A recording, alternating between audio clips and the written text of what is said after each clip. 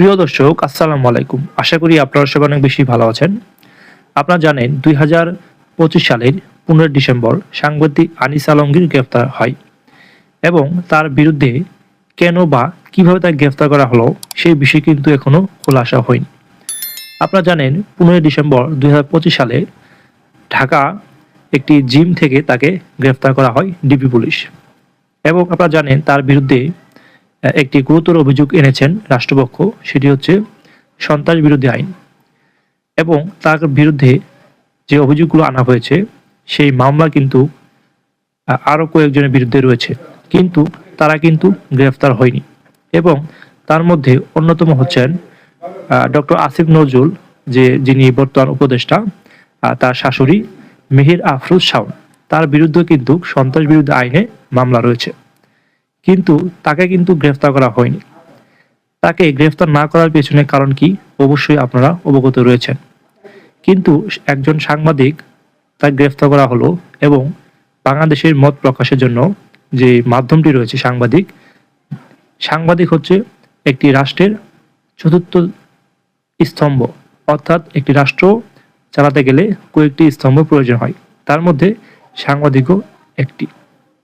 আপনারা জানেন সাংবাদিক আনিস আলমগীর, তার বিরুদ্ধে যে অভিযোগগুলো আনা হয়েছে তার প্রেক্ষাপটটি হচ্ছে তিনি আওয়ামী লীগ এবং ছাত্রলীগ সহ আওয়ামী লীগে পুনর্বাসিত করার জন্য বিভিন্ন বয়ান উৎপাদন করার জন্য টকশোতে সোশ্যাল মিডিয়ায় যে ধরনের ভিডিও এবং বার্তা দিচ্ছেন, এই জন্য তার বিরুদ্ধে জুলাই যে গণঅভ্যুত্থান হয়েছে সেখান থেকে একটি মামলা দায়ের করা হয়, একটি অভিযোগ আনা হয়।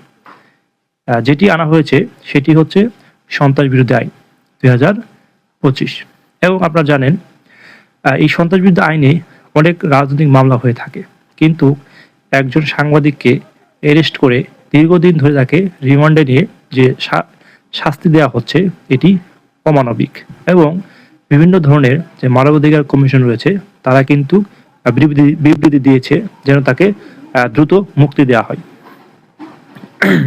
আপনারা জানেন সাংবাদিক আনিস আলমগীর তিনি একজন সাংবাদিক ছিলেন এবং সিনিয়র সাংবাদিক। তার বাংলাদেশের মধ্যে তারও একটি অবদান রয়েছে, বিভিন্ন ধরনের অপরাধ সহ বিভিন্ন ধরনের দুর্নীতির বিরুদ্ধে কিন্তু তিনি লেখালেখি করেছেন।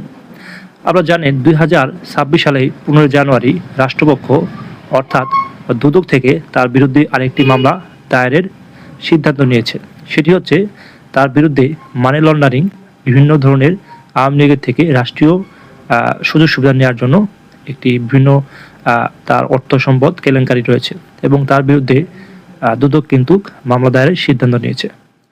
একজন সিনিয়র সাংবাদিক এবং বাংলাদেশের প্রথম শ্রেণীর সাংবাদিক আনিস আলমগীর, তার বিরুদ্ধে যেসব অভিযোগ আনা হয়েছে সেগুলো প্রায় ভিত্তিহীন এবং সাংবাদিক আনিস আলমগীর তিনি ছিলেন একজন সাধারণ মানুষের কণ্ঠস্বর। তিনি সবসময় সাধারণ মানুষের কথাবার্তা বলেছেন, লিখেছেন এবং আপনারা দেখেছেন তিনি যুদ্ধক্ষেত্র অর্থাৎ ইরান ইরাক যে যুদ্ধ হয়েছিল সেখানেও বাংলাদেশকে সকল তথ্য সরবরাহ করেছেন ইরাক থেকে, যুদ্ধকালীন সময় থেকে। তিনি একজন সাহসী সাংবাদিক ছিলেন, তিনি বাংলাদেশের জন্য অনেক কিছু করেছেন। বিগত সময়ে আওয়ামী লীগের থেকে প্রকাশ্যে কোনো সুযোগ সুবিধা নিয়েছে কিনা সেটি কেউ প্রমাণ করতে পারবে না, কিন্তু কেউ ব্যক্তিগতভাবে গোপনে তাদের স্বার্থ হাসিল করেছে কিনা সেটি আলাদা বিষয়।